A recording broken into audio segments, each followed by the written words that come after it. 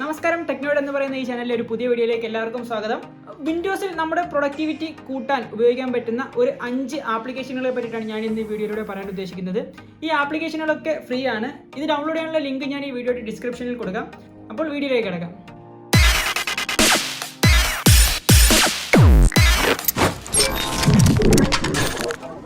നമ്മൾ കമ്പ്യൂട്ടറിൽ പണിയെടുത്തുകൊണ്ടിരിക്കുമ്പോൾ ഒരിക്കലെങ്കിലും നമ്മൾ വിചാരിച്ചിട്ടുണ്ടാകും നമ്മുടെ ഫോൺ കൂടി നമുക്ക് കമ്പ്യൂട്ടറിൽ കൂടി കൺട്രോൾ ചെയ്യാൻ പറ്റിയിരുന്നെങ്കിലെന്ന്. ഇതിനുള്ള ഒരു സൊല്യൂഷനാണ് മൈക്രോസോഫ്റ്റ് തന്നെ ഡെവലപ്പ് ചെയ്തെടുത്തിരിക്കുന്ന യുവർ ഫോൺ എന്ന് പറയുന്ന ഒരു ആപ്ലിക്കേഷൻ. ഇതുവഴി നിങ്ങൾക്ക് നിങ്ങളുടെ ആൻഡ്രോയിഡ് ഫോണും ഐഫോണും ഒക്കെ കണക്ട് ചെയ്യാവുന്നതാണ്. ഇവിടെ ഒരു ഡിസ്ക്ലൈമർ ഉണ്ട്. എന്താണെന്ന് വെച്ച് കഴിഞ്ഞാൽ എല്ലാ ആൻഡ്രോയിഡ് ഫോണുകളിലും ആപ്സ് എന്ന് പറയുന്ന ആ ഒരു സെക്ഷൻ വർക്ക് ചെയ്യണമെന്നില്ല. എന്നാൽ വരുന്ന അപ്ഡേറ്റുകളിൽ നമുക്കത് പ്രതീക്ഷിക്കാവുന്നതാണ്.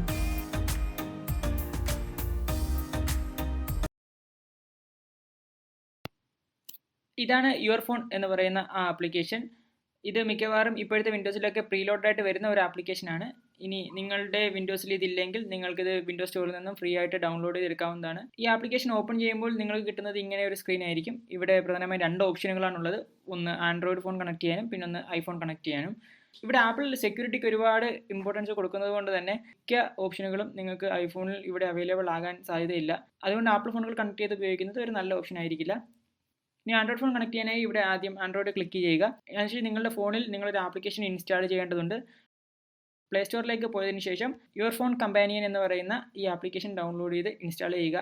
ഓർക്കുക, 2 ആപ്ലിക്കേഷനിലും നിങ്ങളുടെ ഒരേ വിൻഡോസ് മെയിൽ വെച്ച് തന്നെ ലോഗിൻ ചെയ്യുക. അല്ലെങ്കിൽ നിങ്ങൾ കമ്പ്യൂട്ടറിൽ യൂസ് ചെയ്തിരിക്കുന്ന വിൻഡോസ് മെയിൽ തന്നെ ഫോണിലും ഈ ആപ്ലിക്കേഷനിൽ യൂസ് ചെയ്യുമ്പോൾ ലോഗിൻ ചെയ്യാൻ ഓർക്കുക. അതിനുശേഷം വേണ്ട പെർമിഷനുകളൊക്കെ കൊടുക്കുക. അപ്പോൾ നിങ്ങളുടെ ഫോൺ ഈ ആപ്ലിക്കേഷനുമായി പെയർ ആകും. പെയറായി കഴിയുമ്പോൾ നിങ്ങൾക്ക് ഇവിടെ പ്രധാനമായി 5 ഓപ്ഷനുകൾ കാണാൻ സാധിക്കും. ആദ്യത്തേത് ഫോട്ടോസ്, രണ്ടാമത്തെ മെസ്സേജ്, നോട്ടിഫിക്കേഷൻസ്, ആപ്സ്, കോൾസ്. ഇതൊക്കെയാണ് ഓപ്ഷനുകൾ. അതിൽ ആദ്യത്തേതാണ് നോട്ടിഫിക്കേഷൻസ് എന്ന് പറയുന്ന ആ ഓപ്ഷൻ. നോട്ടിഫിക്കേഷനിൽ ഇവിടെ നിങ്ങൾക്ക് ഫോണിൽ വരുന്ന എല്ലാ നോട്ടിഫിക്കേഷനും നിങ്ങൾക്ക് ഇവിടെ കാണാൻ സാധിക്കുന്നതാണ്. നോട്ടിഫിക്കേഷൻ ക്ലോസ് ചെയ്യാനുള്ള ഓപ്ഷനും നിങ്ങൾക്ക് ഇവിടെ കിട്ടും. ഇവിടെ 2 നോട്ടിഫിക്കേഷനാണ് നിങ്ങൾക്ക് ഇപ്പോൾ കാണാൻ സാധിക്കുന്നത്. ആദ്യത്തേത് ഔട്ട്ലുക്കിൽ വന്ന ഒരു ഇമെയിലും രണ്ടാമത്തേത് ഔട്ട്ലുക്കിലെ ഒരു മീറ്റിംഗ് ഇൻവിറ്റേഷനുമാണ്. നോട്ടിഫിക്കേഷൻ സ്വഭാവം അനുസരിച്ച് നിങ്ങൾക്ക് ഇവിടെ 2 തരത്തിലുള്ള ഓപ്ഷനുകളും കാണാൻ സാധിക്കും. മെയിലിനാണെങ്കിൽ ആർക്കൈവും ഡിലീറ്റും റിപ്ലൈ ഓപ്ഷനാണുള്ളത്. ഇതിൽ റിപ്ലൈ നിങ്ങൾ ക്ലിക്ക് ചെയ്യുകയാണെങ്കിൽ ആപ്സിൽ നിന്നും നിങ്ങളുടെ ഔട്ട്ലുക്ക് ആപ്ലിക്കേഷൻ ഓപ്പൺ ആയതിനു ശേഷം നിങ്ങൾക്ക് ക്വിക്കായിട്ട് റിപ്ലൈ അയക്കാനുള്ള ഒരു ഓപ്ഷനും ഇവിടെ അവൈലബിൾ ആണ്. ഇപ്പോൾ മീറ്റിംഗ് നിങ്ങൾക്ക് അക്സെപ്റ്റ് ചെയ്യണമെങ്കിൽ നിങ്ങൾക്ക് ഇവിടുന്ന് തന്നെ ആ മീറ്റിംഗ് അക്സെപ്റ്റ് ചെയ്യാനുള്ള ഓപ്ഷനും നിങ്ങൾക്ക് കിട്ടും. ഇതുപോലെ തന്നെ മറ്റ് ആപ്ലിക്കേഷനുമായി ബന്ധപ്പെട്ട എല്ലാ നോട്ടിഫിക്കേഷനും ഇവിടെ വരുന്നതാണ്. അത് നിങ്ങൾക്ക് കൺട്രോൾ ചെയ്യാൻ പറ്റും. അതിന് വേണ്ടിയിട്ട് കസ്റ്റമൈസ് എന്ന് പറയുന്ന ആ സെക്ഷനിലേക്ക് പോവുക. അതിനുശേഷം താഴെ നിങ്ങൾക്ക് ഏതൊക്കെ ആപ്ലിക്കേഷൻ നോട്ടിഫിക്കേഷനാണ് നിങ്ങൾക്ക് ഇവിടെ വേണ്ടത് എന്ന് നിങ്ങൾക്ക് കസ്റ്റമൈസ് ചെയ്യാനുള്ള ഓപ്ഷനും ഇവിടെയുണ്ട്. ഇനി രണ്ടാമത്തെ ഓപ്ഷനാണ് മെസ്സേജസ്. ഈ ആപ്ലിക്കേഷനുമായി കണക്ട് ചെയ്തതിന് ശേഷം വരുന്ന എല്ലാ മെസ്സേജസും നിങ്ങൾക്ക് ഇവിടെ കാണാൻ സാധിക്കുന്നതാണ്. മാത്രമല്ല എല്ലാ മെസ്സേജിനും നിങ്ങൾക്ക് ക്വിക്കായിട്ട് റിപ്ലൈ അയക്കാനും റിപ്ലൈയിൽ ഇമോജികൾ ആഡ് ചെയ്യാനും ഒക്കെ ഈ ആപ്ലിക്കേഷനിൽ നിന്നും നിങ്ങൾക്ക് സാധിക്കും. ഇനി അടുത്ത ഓപ്ഷനാണ് ഫോട്ടോസ് എന്ന് പറയുന്ന സെക്ഷൻ. നിങ്ങളുടെ ഫോൺ ക്യാമറയിൽ നിങ്ങളെടുത്ത 2000 ഫോട്ടോ വരെ നിങ്ങൾക്ക് ഇവിടെ ലോഡായി കാണാവുന്നതാണ്. മാത്രമല്ല ഇതിൽ നിന്ന് ക്വിക്കായിട്ട് നിങ്ങളുടെ ഫോട്ടോ സെലക്ട് ചെയ്യാം, നിങ്ങൾക്ക് എഡിറ്റ് ചെയ്യാം. എഡിറ്റ് ചെയ്ത ഒരു കോപ്പി നിങ്ങളുടെ കമ്പ്യൂട്ടറിലേക്ക് സ്റ്റോർ ചെയ്യാവുന്നതാണ്. അപ്പോൾ ഒറിജിനൽ കോപ്പി നിങ്ങളുടെ ഫോണിൽ ഭദ്രമായി ഇരിക്കുകയും ചെയ്യും.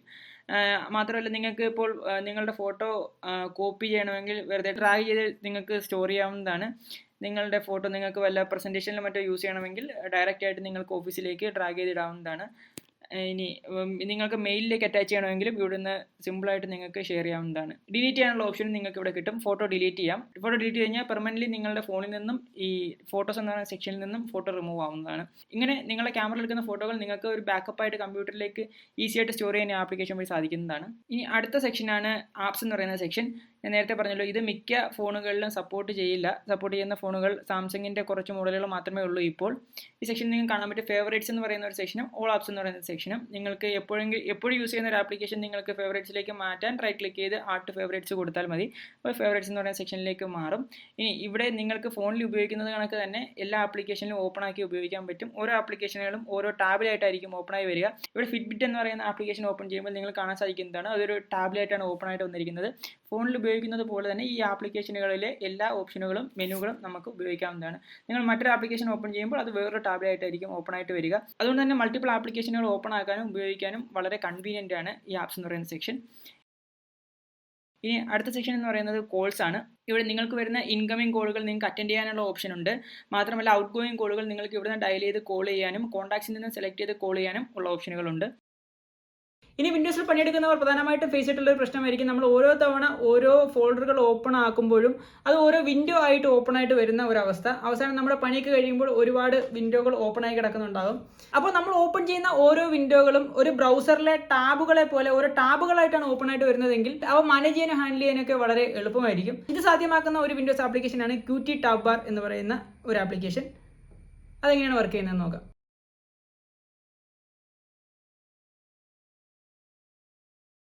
QTTabbar എന്ന ഈ ആപ്ലിക്കേഷൻ ഇൻസ്റ്റാൾ ചെയ്തതിന് ശേഷം അത് ആക്ടിവേറ്റ് ആക്കാൻ വേണ്ടി നിങ്ങളുടെ വിൻഡോസ് എക്സ്പ്ലോറിലെ വ്യൂവിലേക്ക് പോയതിനു ശേഷം ഓപ്ഷൻസ് ക്ലിക്ക് ചെയ്യുക. അതിൽ നിന്നും QTTabbar എന്ന് സെലക്ട് ചെയ്യുക. അതിനുശേഷം നിങ്ങൾക്ക് ഓപ്പൺ ചെയ്യേണ്ട ഫോൾഡർ റൈറ്റ് ക്ലിക്ക് ചെയ്തതിന് ശേഷം അത് ഓപ്പൺ ഇൻ ന്യൂ ടാബ് കൊടുക്കുക. നിങ്ങൾ മൗസിലെ സ്ക്രോൾ ബാറിൽ ക്ലിക്ക് ചെയ്തും നിങ്ങൾക്ക് അത് പുതിയ ടാബിൽ ഓപ്പൺ ആക്കാവുന്നതാണ്.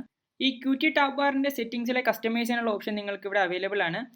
അതിനായിട്ട് നിങ്ങൾ റൈറ്റ് ക്ലിക്ക് ചെയ്തതിന് ശേഷം QTTabbar ഓപ്ഷൻ എന്ന് പറയുന്ന സെക്ഷനിലേക്ക് പോവുക. ഇവിടെ നിങ്ങൾക്ക് ഈവൻറ്റ്സ് എന്ന് പറഞ്ഞ സെക്ഷൻ കാണാൻ സാധിക്കും. അവിടെ മൾട്ടിപ്പിൾ ഈവൻറ്റ്സുകൾ ഈ ടാബ് ബാറുമായിട്ട് ബന്ധപ്പെട്ട ഈവൻറ്റ്സുകൾ നിങ്ങൾക്ക് ഇവിടെ കാണാം. Ctrl+W പ്രസ് ചെയ്ത് നിങ്ങൾക്ക് ഈ വിൻഡോയെ ക്ലോസ് ചെയ്യാവുന്നതാണ്, ആക്റ്റീവ് ടാബിനെ ക്ലോസ് ചെയ്യാവുന്നതാണ്. ഈ QTTabbarന്റെ കമാൻഡ് ബാർ എന്ന് പറഞ്ഞിട്ടൊരു ഓപ്ഷൻ ഉണ്ട്. അത് നിങ്ങൾ സെലക്ട് ചെയ്തിട്ടുണ്ടെങ്കിൽ നിങ്ങൾക്ക് കുറച്ചുകൂടി ഓപ്ഷനുകൾ അവൈലബിൾ ആയിട്ട് ഇവിടെ കാണാൻ സാധിക്കും. മുകളിലൊരു ടാബ് ബാറിൽ കാണാൻ സാധിക്കും. അത് ആവശ്യമുണ്ടെങ്കിൽ മാത്രം എനേബിൾ ചെയ്ത് ഡിസേബിൾ ചെയ്യാവുന്നതാണ്.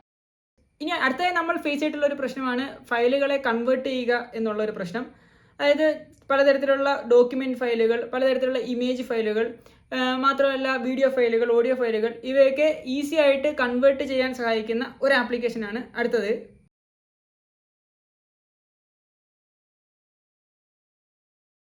ഇതാണ് ഫയൽ കൺവെർട്ടർ എന്ന് പറയുന്ന ആപ്ലിക്കേഷൻ. ഇൻസ്റ്റാൾ ചെയ്ത് കഴിയുമ്പോൾ നിങ്ങൾക്ക് ഇത് റൈറ്റ് ക്ലിക്ക് ചെയ്ത് ഉപയോഗിക്കാവുന്നതാണ്. കൺവേർട്ട് ചെയ്യേണ്ട ഫയലുകൾ സെലക്ട് ചെയ്യുക. അതിനുശേഷം റൈറ്റ് ക്ലിക്ക് ചെയ്യുക.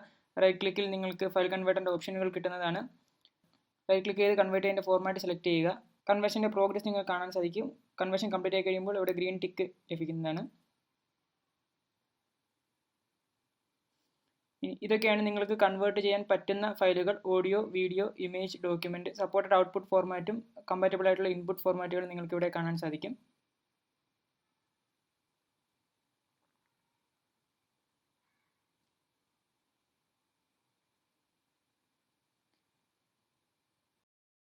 ഇനി ഫയലുകൾ കൺവേർട്ട് ചെയ്യുമ്പോൾ ഇതിൻ്റെ സെറ്റിംഗ്സിൽ നിങ്ങൾക്ക് ഇതിൻ്റെ ക്വാളിറ്റി നിങ്ങൾക്ക് സെലക്ട് ചെയ്ത് കൊടുക്കാവുന്നതാണ്. ഇത് വീഡിയോയുടെ സെറ്റിംഗ് ബോക്സ് ആണ്. ഇവിടെ വീഡിയോയുടെ ക്വാളിറ്റിയും ഓഡിയോയുടെ ക്വാളിറ്റിയും സെലക്ട് ചെയ്യാനുള്ള ഓപ്ഷനുകൾ ഇവിടെ നിങ്ങൾ കാണാം. വീഡിയോ റൊട്ടേറ്റ് ചെയ്യാനുള്ള ഓപ്ഷനും നിങ്ങൾക്ക് അവിടെ കാണാൻ സാധിക്കുന്നതാണ്. ഇനി ബാക്കപ്പിനായിട്ടും അല്ലെങ്കിൽ മറ്റ് പല ആവശ്യങ്ങൾക്കും വേണ്ടി നമ്മൾ ഫയലുകൾ പല സ്ഥലങ്ങളിൽ നിന്നും നമ്മുടെ കമ്പ്യൂട്ടറുകളിൽ നിന്നും മറ്റ് പല സ്ഥലങ്ങളിലേക്കും കോപ്പി ചെയ്യുകയും ചെയ്യും. അത് ഹാർഡ് ഡിസ്കുകളിൽ നിന്നും പെൻഡ്രൈവുകളിൽ നിന്നുമൊക്കെ വലിയ ഫയലുകൾ നമ്മൾ അങ്ങോട്ടും ഇങ്ങോട്ടും ട്രാൻസ്ഫർ ചെയ്യാറുണ്ട്.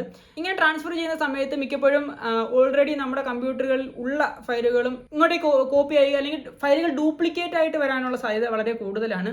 ഇതൊക്കെ ഒഴിവാക്കി നമുക്ക് എഫക്റ്റീവായിട്ട് ഫയലുകൾ കോപ്പി ചെയ്യാൻ സഹായിക്കുന്ന ഒരു ആപ്ലിക്കേഷനാണ് അടുത്തത്.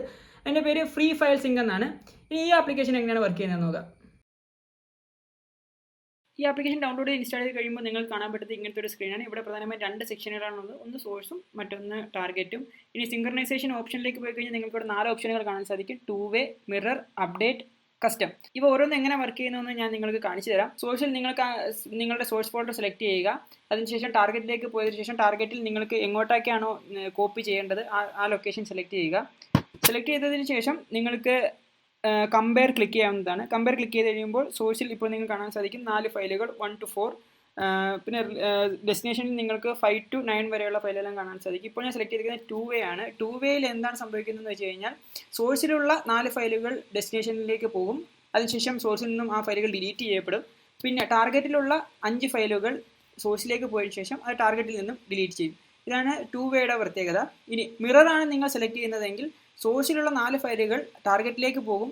അതിനുശേഷം ടാർഗറ്റിൽ ഓൾറെഡി ഉണ്ടായിരുന്ന 5 ഫയലുകൾ ഡിലീറ്റ് ചെയ്യും. ഒന്നും ടാർഗറ്റിൽ നിന്നും സോഴ്സിലേക്ക് പോകില്ല. ഇനി നിങ്ങൾ അപ്ഡേറ്റ് ആണ് സെലക്ട് ചെയ്യുന്നതെങ്കിൽ സോഴ്സിലുള്ള 4 ഫയലുകൾ ടാർഗറ്റിലേക്ക് പോയതിനു ശേഷം ടാർഗറ്റിൽ ഉള്ള 5 ഫയലുകൾ പ്രശ്നമില്ലാതെ അവിടെ തന്നെ തുടരുകയും ചെയ്യും. ഏതാണ് മോഡൽ നിങ്ങൾക്ക് വേണമെന്ന് സെലക്ട് ചെയ്ത ശേഷം സ്റ്റാർട്ട് ക്ലിക്ക് ചെയ്യുക. അത് കംപ്ലീറ്റ് ആയി കഴിയുമ്പോൾ നിങ്ങൾക്ക് ഇങ്ങനെ ഒരു പോപ്പ് ലഭിക്കുന്നു. ഇനി നമ്മൾ കമ്പ്യൂട്ടർ ഉപയോഗിക്കുമ്പോൾ പ്രധാനമായിട്ട് ഉപയോഗിക്കുന്ന 2 സാധനങ്ങളാണ് Ctrl+C, Ctrl+V, അതായത് കോപ്പിയും പേസ്റ്റും. ഒരു വെബ് പേജിൻ്റെ പല ഭാഗത്തുള്ള സാധനങ്ങൾ നമുക്ക് വേണമെന്ന് വിചാരിക്കുക. അതായത് തുടക്കത്തിലുള്ള കുറച്ച് 2 ലൈൻ നമുക്ക് ആവശ്യമുണ്ട്, നടുവിലുള്ള 2 ലൈൻ നമുക്ക് ആവശ്യമുണ്ട്, അവസാനത്തെ ഒരു 2 ലൈൻ നമുക്ക് ആവശ്യമുണ്ടെന്ന് വിചാരിക്കുക. അങ്ങനെയാണെങ്കിൽ നമ്മൾ എന്ത് ചെയ്യും? നമ്മൾ ആദ്യം ഫസ്റ്റ് 2 ലൈൻ കോപ്പി ചെയ്ത് അപ്പുറത്ത് കൊണ്ടുപോയി പേസ്റ്റ് ചെയ്ത് തിരികെ വന്ന് വീണ്ടും നടുവിലത്തെ 2 ലൈൻ കോപ്പി ചെയ്ത് അങ്ങോട്ടേക്ക് പേസ്റ്റ് ചെയ്യും. ഇതിന് കുറച്ചുകൂടി ഈസി ആക്കുന്ന ഒരു ആപ്ലിക്കേഷൻ വിൻഡോസിൽ തന്നെ ഉണ്ട്. അതിൻ്റെ പേര് ക്ലിപ്ബോർഡ് എന്നാണ്. അത് വിൻഡോസിൽ ഇൻബിൽട്ട് ആയിട്ടുള്ള ഒരു ആപ്ലിക്കേഷനാണ്. ഇത് എങ്ങനെയാണ് വർക്ക് ചെയ്യുന്നതെന്ന് നോക്കാം. ഇവിടെ ഞാൻ ഈ വെബ് പേജിൻ്റെ പല ഭാഗങ്ങളിൽ നിന്ന് കോപ്പി ചെയ്യണം. ആദ്യം ഞാൻ ഇവിടുന്ന് കുറച്ച് കോപ്പി ചെയ്തു, അതിനുശേഷം ഞാൻ രണ്ടാമത്തെ സൈഡിൽ ഇവിടുന്ന് Ctrl+C അടിച്ച് കുറച്ച് കോപ്പി ചെയ്തു. എനിക്ക് ഞാൻ Ctrl+V അടിച്ച് പേസ്റ്റ് ചെയ്യുന്നതിന് പകരം Windows+V പ്രസ് ചെയ്ത് കഴിഞ്ഞാൽ എനിക്ക് ഇതേപോലെ വിൻഡോസിൻ്റെ തന്നെ ഇൻബിൽട്ട് ആയിട്ടുള്ള ക്ലിപ്ബോർഡ് എന്ന് പറയുന്ന ഈ ഒരു ഫംഗ്ഷനാലിറ്റി ഓപ്പണായി വരുന്നതാണ്. ഇവിടെ നിങ്ങൾക്ക് കാണാൻ സാധിക്കുന്നതാണ് ഞാൻ മുന്നേ കോപ്പി ചെയ്ത എല്ലാ വേർഡുകളും ഇവിടെ ലിസ്റ്റ് ചെയ്തിട്ടുണ്ട്. അതിൽ നിന്ന് എനിക്ക് ഇഷ്ടമുള്ള സാധനം സെലക്ട് ചെയ്ത് ഇവിടെ പേസ്റ്റ് ചെയ്യാവുന്നതാണ്. ഇതാണ് ക്ലിപ്ബോർഡ് കൊണ്ടുള്ള ഉപയോഗം. ഇവിടെ കസ്റ്റമൈസേഷനൊക്കെ വളരെ കുറവാണ്. അതുകൊണ്ടാണ് ഡിറ്റോ ക്ലിപ്ബോർഡ് എന്ന് പറയുന്ന ഈ ആപ്ലിക്കേഷൻ കുറച്ച് ഉപകാരമായി വരുന്നത്. ഇത് നിങ്ങൾക്ക് വിൻഡോസ് സ്റ്റോറിൽ നിന്നും ഇൻസ്റ്റാൾ ചെയ്യാവുന്നതാണ്. ഡിറ്റോ ക്ലിപ്ബോർഡ് ഓപ്പൺ ആയി കഴിയുമ്പോൾ നിങ്ങൾ കാണാൻ സാധിക്കുന്നത് ഇങ്ങനെ ഒരു വിൻഡോ ആണ്. ആ വിൻഡോ ക്ലിപ്ബോർഡ് പോലെ തന്നെയാണ്. ഇവിടെ നിങ്ങൾക്കൊരു സെർച്ച് ഓപ്ഷൻ കാണാൻ സാധിക്കുന്നതാണ് താഴെ. അതായത് നിങ്ങൾ മുന്നേ കോപ്പി ചെയ്തിട്ടുള്ളവയിൽ നിന്ന് നിങ്ങൾക്ക് സെർച്ച് ചെയ്ത് പേസ്റ്റ് ചെയ്യാൻ പറ്റുന്ന ഒരു ഓപ്ഷൻ ഇവിടെ അവൈലബിൾ ആയിട്ടുണ്ട്. സെർച്ച് ചെയ്ത് സെലക്ട് ചെയ്ത് പേസ്റ്റ് ചെയ്യാൻ പറ്റും. അതിനുശേഷം ഇതിൻ്റെ ഓപ്ഷനിലേക്ക് പോയിട്ടുണ്ടെങ്കിൽ നിങ്ങൾക്ക് ഇവിടെ എത്ര മാക്സിമം സ്റ്റോർ ചെയ്യാൻ പറ്റുന്ന വേർഡുകളുടെ എണ്ണം കൊടുക്കാൻ പറ്റും, എത്ര ദിവസം സ്റ്റോർ ചെയ്യണം എന്ന്, എത്ര ദിവസത്തെ ഡേറ്റ സ്റ്റോർ ചെയ്യണം എന്ന് കൊടുക്കാൻ പറ്റും. അങ്ങനെ കുറച്ച് ഓപ്ഷനുകളുണ്ട്. അതിനുശേഷം നിങ്ങൾക്ക് കസ്റ്റമൈസ് ചെയ്യാൻ പറ്റും, അതായത് ഷോർട്ട് കട്ടൊക്കെ കസ്റ്റമൈസ് ചെയ്യാൻ പറ്റും. അങ്ങനെ കുറച്ച് കസ്റ്റമൈസബിൾ ആയിട്ടുള്ള ഒരു ക്ലിപ്ബോർഡാണ് ഡിറ്റോ ക്ലിപ്ബോർഡ് എന്ന് പറയുന്ന ഈ ആപ്ലിക്കേഷൻ. നിങ്ങൾ മുന്നേ കോപ്പി ചെയ്തിട്ടുള്ള കണ്ടന്റുകൾ ഗ്രൂപ്പ് ചെയ്ത് സ്റ്റോർ ചെയ്യാനുള്ള ഒരു ഓപ്ഷനും ഡിറ്റോ ക്ലിപ്ബോർഡിലുണ്ട്. അതിനെ സെലക്ട് ചെയ്യുക, ന്യൂ ഗ്രൂപ്പ് ക്ലിക്ക് ചെയ്തതിന് ശേഷം ഗ്രൂപ്പിൻ്റെ പേര് കൊടുത്ത് ഓക്കെ പ്രസ് ചെയ്ത് കഴിഞ്ഞാൽ നിങ്ങൾക്കത് ഗ്രൂപ്പ് ചെയ്ത് സ്റ്റോർ ചെയ്യാവുന്നതാണ്. അങ്ങനെ ഗ്രൂപ്പായി പേസ്റ്റ് ചെയ്യാനും നിങ്ങൾക്ക് ഈ ആപ്ലിക്കേഷനിലൂടെ പറ്റുന്നതാണ്. ഇതാണ് ഡിറ്റോ ക്ലിപ്ബോർഡ് എന്ന് പറയുന്ന ആപ്ലിക്കേഷൻ. അപ്പോൾ ഈ ആപ്ലിക്കേഷനുകളൊക്കെ ഏതെങ്കിലും തരത്തിൽ നിങ്ങളുടെ പ്രൊഡക്ടിവിറ്റി കൂട്ടാൻ നിങ്ങളെ സഹായിക്കുന്ന ആപ്ലിക്കേഷനുകളാണ്. ഈ വീഡിയോ നിങ്ങൾക്ക് ഇഷ്ടപ്പെട്ടെന്ന് കരുതുന്നു. ഇഷ്ടപ്പെട്ടെങ്കിൽ നിങ്ങൾ ലൈക്ക് ചെയ്യുക, സബ്സ്ക്രൈബ് ചെയ്യുക, ഷെയർ ചെയ്യുക. ഒരു ട്രെൻഡിങ് ടെക്നോളജിയെക്കുറിച്ച് പറയുന്ന ഒരു പുതിയ വീഡിയോയുമായിട്ട് വീണ്ടും കാണാം. അതുവരെ ഗുഡ് ബൈ.